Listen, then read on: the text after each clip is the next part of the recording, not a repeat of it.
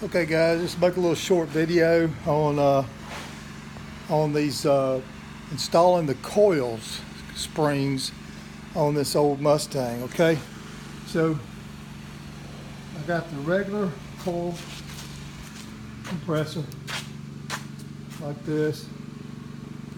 Okay, rented it from Advanced Auto, but anyway, struggled with it for about an hour before I went online. I seen a guy, and what you gotta do is you get a piece of a 4-inch piece of 3/4 nipple and put it on top there, and that takes care of the problem of having this rod is put in the right position so you can compress this and get it in place.